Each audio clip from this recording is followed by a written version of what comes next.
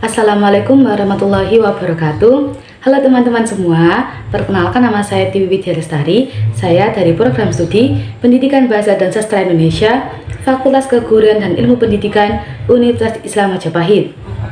Untuk sebelumnya, saya ucapkan terima kasih kepada Bapak M. Syarif Khalili, MPD, selaku dosen pengampu mata kuliah Pemikiran dan Peradaban Agama Islam Universitas Islam Majapahit, yang telah memberikan kesempatan pada saya untuk mempresentasikan jawaban UTS saya yang berjudul Mengapa dakwah Rasulullah menjadi mudah setelah Rasulullah hijrah ke Madinah, dan faktor apa saja yang mendorong keberhasilan dakwah Rasulullah di Madinah.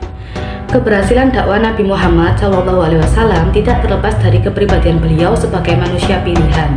Dakwah Nabi Muhammad SAW bisa berhasil dengan beberapa faktor yang mempengaruhinya, seperti dakwah yang dilakukan secara bertahap kepada orang-orang terdekatnya. Pada tahun ke-13 sesudah Nabi Muhammad diutus, 73 orang penduduk Madinah berkunjung ke Mekah untuk mengunjungi Nabi dan meminta beliau agar pindah ke Madinah. Dikarenakan ada beberapa faktor yang menyebabkan penduduk Madinah mudah menerima ajaran Islam, diantaranya yang pertama, bangsa Arab Yathrib lebih memahami agama-agama ketuhanan karena mereka sering mendengar tentang Allah, wahyu, kubur, hisab, bangkit, surga, dan neraka. Yang kedua, penduduk Yathrib memerlukan seseorang pemimpin yang mampu mempersatukan suku-suku yang saling bermusuhan. Selama dalam perjalanan ke Madinah, beliau mengalami banyak gangguan selain diganggu oleh Suraqah yang mengejar beliau sekaligus pembunuh bayaran. Beliau pun sempat singgah ke Kuba dan mendirikan masjid yang dikenal dengan Masjid Kuba. Dalam Al-Quran disebut dengan Masjid Taqwa. Masjid inilah yang pertama kali dibangun oleh Nabi Muhammad SAW. Setelah ada berita bahwa Nabi Muhammad dalam perjalanan menuju ke kota Madinah, maka kaum muslimin Madinah sudah menunggu kedatangan beliau dengan penuh kerinduan dan penghormatan. Pada hari Jumat tahun pertama Hijriah bertepatan tanggal 2 Juli 622 Masehi, Nabi beserta rombongan muhajirin lainnya disambut meriah oleh penduduk Madinah sambil melakukan sebuah syair yang terkenal. Pada hari Jumat itu pula, Nabi untuk pertama kali mengadakan sholat Jumat bersama kaum muhajirin dan ansor. Setelah Nabi menetap di Madinah, barulah Nabi Muhammad mengatur semua untuk kebaikan dan kepentingan penduduk Madinah serta kepentingan umat Islam. Peristiwa hijrah Nabi ke Madinah akhirnya dijadikan sebagai awal perhitungan tahun Hijriah. Faktor keberhasilan dakwah Nabi Muhammad SAW. Bila kita perhatikan dengan seksama, faktor-faktor objektif yang melatar belakangi keberhasilan dakwah Rasulullah SAW telah banyak dikemukakan oleh para pengamat sosial keagamaan. Terdapat bukti historis yang cukup kuat untuk menyatakan bahwa tidak ada variabel yang sangat spesifik yang menjadi penyebab keberhasilan dakwah Rasulullah SAW. Instrumen dan lingkungan sosialnya bahkan tidak cukup kondusif untuk melahirkan perubahan. Tetapi, bila kita cermati faktor subjektifnya, maka kita akan menemukan variabel pengikatnya yang cukup dan dapat diperhitungkan untuk menciptakan perubahan signifikan. Yang paling utama adalah kepribadian beliau sebagai dai. Potret kepribadian beliau dinyatakan oleh Allah Subhanahu wa taala sebagai uswah hasanah, yang menyangkut firman-Nya yang menyatakan bahwa beliau Rasulullah SAW merupakan uswah hasanah dalam Quran surat Al-Ahzab ayat 21 sebagai berikut. Sesungguhnya telah ada pada diri Rasulullah itu suri tauladan yang baik bagimu, yaitu bagi orang yang mengharap rahmat Allah dan kedatangan hari kiamat dan dia banyak menyebut Allah. Dalam hal ini dapat dipahami bahwa beliau menjadi qudwah salih fi qaulil al-umur, teladan terbaik dalam semua aspek.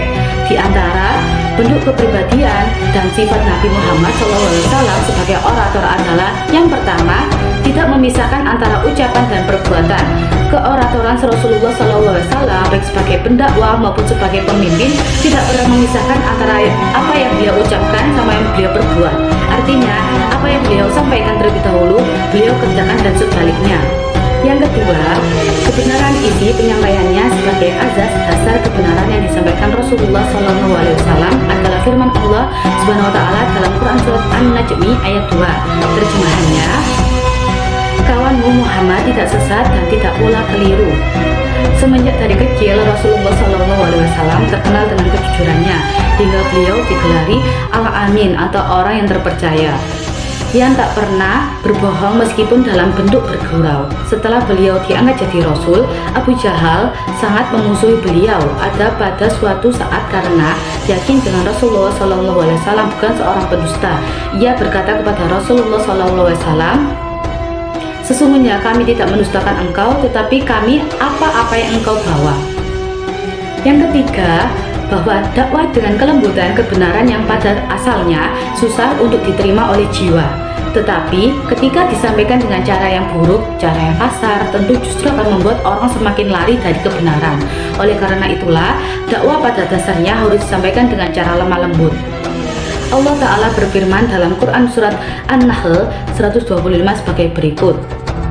"Serulah manusia pada jalan Tuhanmu dengan hikmat dan pelajaran yang baik, dan bantahlah mereka dengan cara yang baik. Sesungguhnya Tuhanmu dialah yang lebih mengetahui tentang siapa yang tersesat dari jalannya, dan dialah yang lebih mengetahui orang-orang yang mendapat petunjuk." Yang keempat, meninggalkan perbuatan dosa dan maksiat. Wa al-rujza fahjur al-mudsir. Yang kelima, dan hendaklah engkau meninggalkan perbuatan dosa dan maksiat. Rasulullah berhasil dalam berdakwah dan berjuang karena beliau mampu meninggalkan perbuatan-perbuatan dosa. Kalau beliau melarang orang lain untuk berzina, maka beliau menjadi pelopor untuk meninggalkan perzinahan. Karena beliau melarang orang lain untuk korupsi, maka beliau akan menjadi pelopor untuk meninggalkan korupsi.